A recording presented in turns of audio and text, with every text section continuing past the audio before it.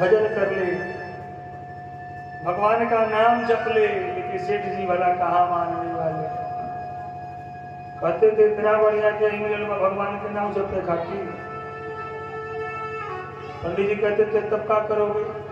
सेठ कहता था खूब धन कमाओ, अपने खाओ, परिवार को खिलाओ।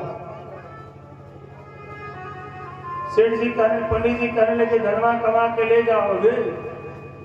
सेठ कहने लगा ही बताइए, कमा हम रहे तो ले जाएगा कौन? ध्यान से सुना, कमा हम रहे हैं तो ले जाएगा कौन?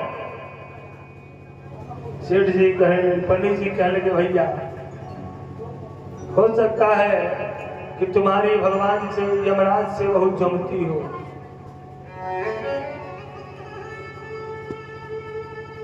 एक काम करो कि हम नमक का पैकेट तुमको दे रहे हैं, नमक का पैकेट लेकर के हमारे पास आना। हाँ जब चलोगे तो लेकर के हम वहीं मिलेंगे, हमारा नमक का पैकेट हमको दे देना। सेठ कहने लगा ठीक है। बेचारे पंडित जी चले गए, सेठ जी भी पीछे पीछे गए। पंडित जी पूछे सेठ जी अरे हमारा नमक का पैकेट दे दो। सेठ झगड़ा के बोला, कहने लगा महाराज इतना धन हम कमाए, हम तो कुछ लेके आ ही नहीं पाया, आपका नमक का पैकेट कहाँ से लाए? हाथ देख रहे हो, हाथ खाली है। कोई समय था किसी हाथ में 4 अंगूठी पहनते थे, लेकिन आज ऐसा समय आया है कि सब खाली हो गया। अरे संतों ने कहा कि तूने जो कमाया है, अरे तूने जो कमाया है वो दूसरा ही खाएगा। तूने जो कमाया है, तूने जो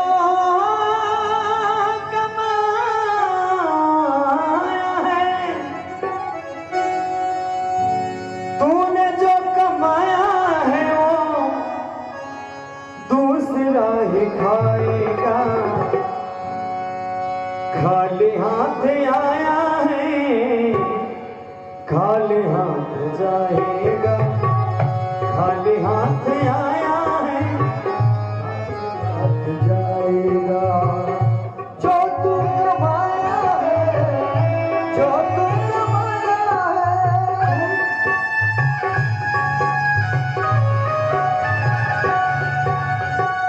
तूने जो कमाया है वो दूसरा ही खाएगा। खाली हाथ आया रे बंदे, खाली हाथ जाएगा। खाली हाथ आया है, खाली हाथ जाएगा।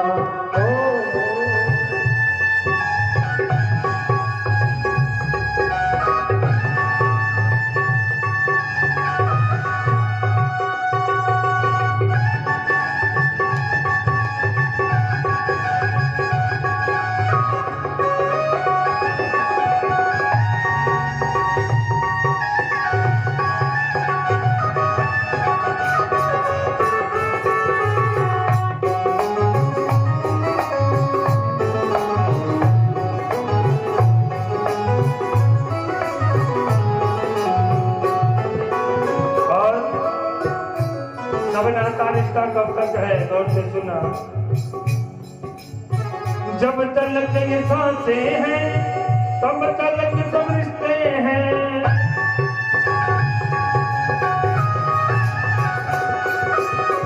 जब तक ये सांसें हैं तब तक ये रिश्ते हैं। जब तक ये सांसें हैं तब तक ये रिश्ते हैं। सांस निकल जाएगी, सांस निकल जाएगी, रिश्ता टूट जाएगा।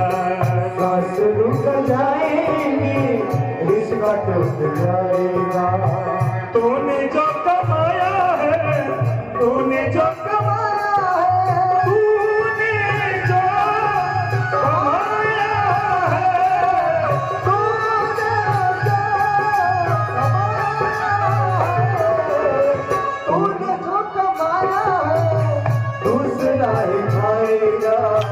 खाली हाथ आया है, खाली हाथ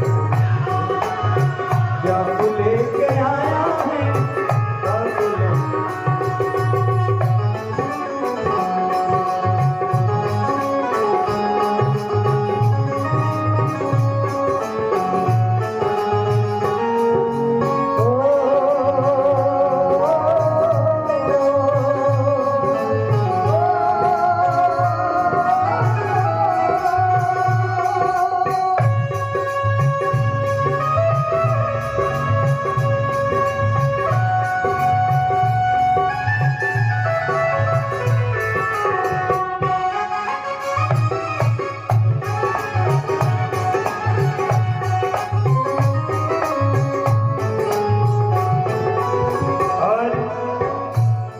संतों ने कहा तूने सबके जख्मों पर रखा हर समय मरहम,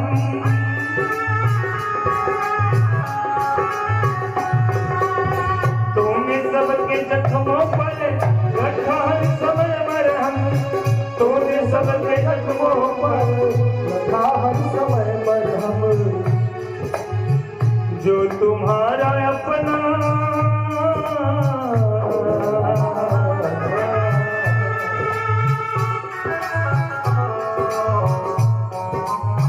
जो तुम्हारा अपना है वो तुझे जलाएगा, जो तुम्हारा अपना है वो तुम्हें जलाएगा, तूने जो कमाया है, तूने जो कमाया है, तूने जो कमाया है,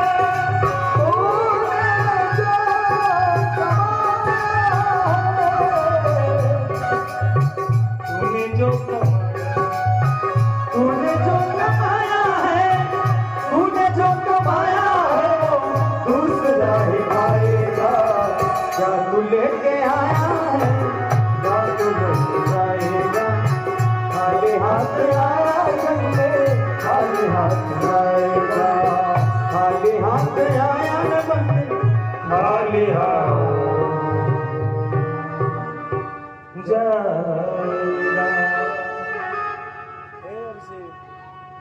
हेलो हेलो हेलो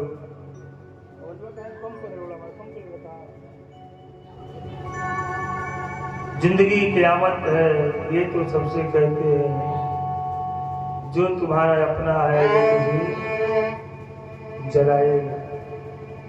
यानी सच्चाई यही है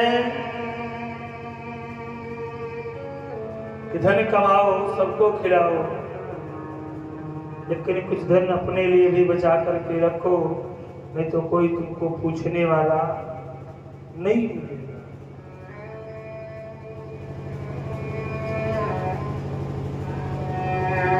ऋषि जी कहते हैं गुरुदेव ये बताइए कि मनु जी की और पुत्रियों ने कोई सृष्टि की? कहते हैं हाँ, प्रसूति का भी विवाह हुआ था। प्रसूति की सबसे छोटी जो लड़की थी जिनका नाम मैया सती है, वे प्रौढ़ अवस्था में अपने पिता के घर अपने शरीर को छोड़ दिए। हाँ क्यों? ऋषि जी कहने लगे गुरुदेव हमने तो सुना है कि बेटी की डोली उसके मायके से उठती है और बेटी की अर्थी न उसके पिता के घर, उसके पति के घर से उठना चाहिए। लेकिन ऐसा कौन सा कारण हुआ, ऐसा कौन सा कारण हुआ इस कारणवश सती अपने पिता के घर में अपने प्राणों को त्याग दिए? सब प्रेम से बोलो शंकर भगवान की। एक बार सब बोलिए जय सिया राम। जय सिया राम। जोर से बोलिए। जो ना बोले जय सिया राम वो 1 नंबर का नमक हरा। जोर से बोलो। हाँ राम राम बोली अनेक धीरे से जैसे दूध। यारे बड़ी सुंदर कथा आप लोगों के बीच शुरू होने जा रही है। सुखदेव जी कहते हैं बेटा, श्रूयताम ब्रह्म ऋषियों में सहदेवा सहागन्या साधूनां ब्रुवतो वृन्दा नागानान्यं च मत्सरा।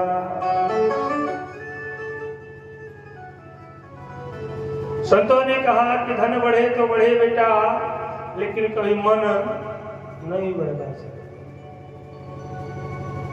एक दिन की बात है ना कि शिव जी के ससुर जिनका नाम दक्ष है, उनके मन के अंदर जिज्ञासा हुई कि हम एक यज्ञ करें। गौर से सुनना, यज्ञ सभी लोग नहीं कर पाते हैं। भगवान की बहुत बड़ी कृपा होती है ना तो यज्ञ होता है। यज्ञ में सब लोग नहीं आ पाते हैं। कौन आता है? देखो, हमारे गुरु जी कहते हैं ना कि दुश्मनी अपने जगह रखो, लेकिन भगवान के मंदिर में जाने से कभी इतराना नहीं चाहिए। ये दरबार ठाकुर जी का है और यहाँ आने से कभी इतराना नहीं चाहिए, क्योंकि दुश्मनी हो दोस्ती हो सब अलग मायने हैं। हम भगवान के दरबार में आ रहे हैं। बुढ़िया माई ध्यान से सुने, ये बताए कि रउे अगर केहू के घरे ना जाए, रउे घर क्यों जाए? भगवान के दरबार में रउे रोज जाता नहीं, अब मांगता नहीं, भगवान देता। भगवान भी अपने भक्तों की परीक्षा लेने के लिए आते हैं, पर आकर के न देखते हैं कि कौन भक्त है जो हमारे दरबार में आ रहा है। अरे जो भगवान के दरबार में नहीं आता है, जिंदगी भर माथा पटक के मर जाएगा, लेकिन भगवान कभी उसके घर नहीं जाएगा। आज सती मैया, सती के पिताजी दक्ष जी के मन में भाव जगा कि हम यज्ञ करें। यज्ञ होना चाहिए, करना चाहिए यारे, क्योंकि जब यज्ञ होता है तो देवता प्रसन्न होते हैं, यज्ञ होता है तो पितर प्रसन्न होते हैं। जितने लोग आते हैं ना किसी नगर में, जिसे यज्ञ हो रहा है, यहाँ कथा हो रही है ना, तो चर्चा हो गई होगी कि हमारे गांव में कथा हो रही है। ठीक वैसे ही हम लोग जो पितर हैं वे लोग भी आपस में बात करते हैं, चलो हमारे नगर में कथा हो रही है, सब चलो। सबके माता पिता, सबके दादा बाबा सब लोग आते हैं, देखते हैं। उनके घर का सदस्य आया है तो कहते हैं बड़ी सुंदर बात है, हमारा बेटा कम से कम हमारे नाम को रोशन कर रहा है। नहीं आया है, वे लोग दुखी होते हैं। ध्यान से सुन लीजिएगा, अब पितर जब दुखी होते हैं ना तो एक चीज की कमी कर देते हैं। क्या?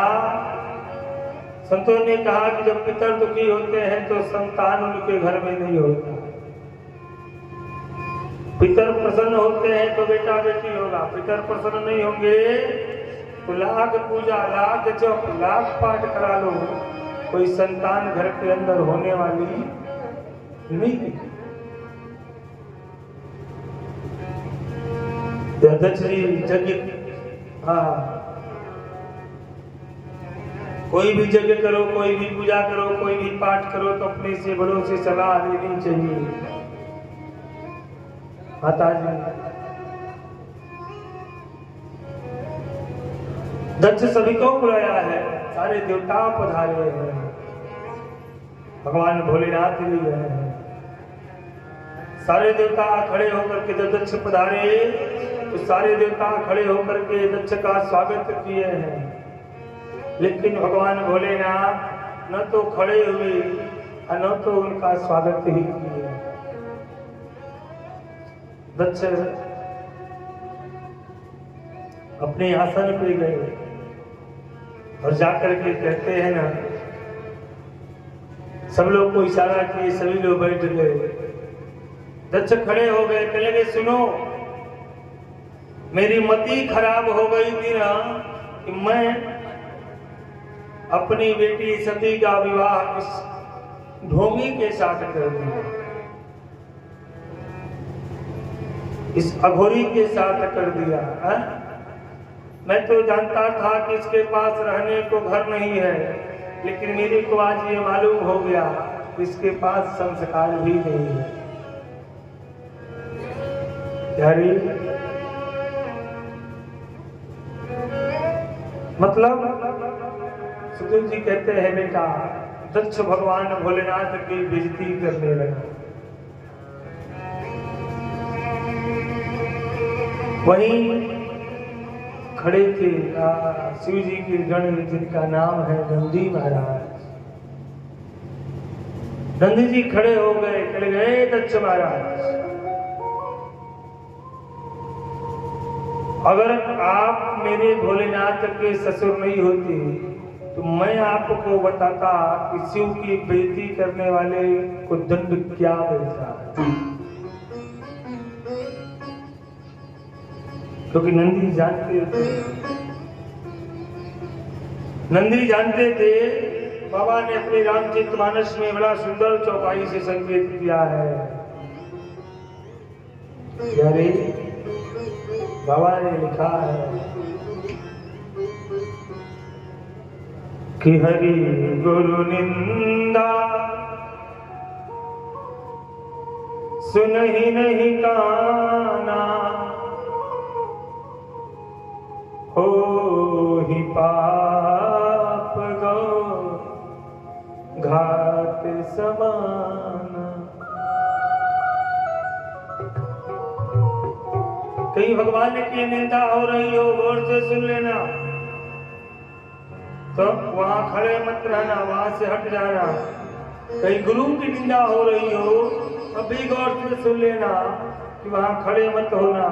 अगर कोई बाजू में बल है तो पटक के सीधे पे चढ़ के उसके जीवा को काट लो, नहीं तो कांध मूंद करके धीरे से वहां से चले। यारी नंदी इस बात को जानते थे। नंदी कहने लगे दक्ष महाराज, अगर आप मेरे भोलेनाथ के यहाँ ससुर नहीं होते तो मैं बताता कि शिव की निंदा करने वाले को दंड क्या मिलता है। वही भृगु जी जज्ञाचार थे, सब बोलो जय सिया राम। भृगु जी जज्ञाचार थे और भृगु जी ने खड़े हो गए, कहले कि सुनो, जात का बैल होकर के मेरे सामने मेरे राजा को तुम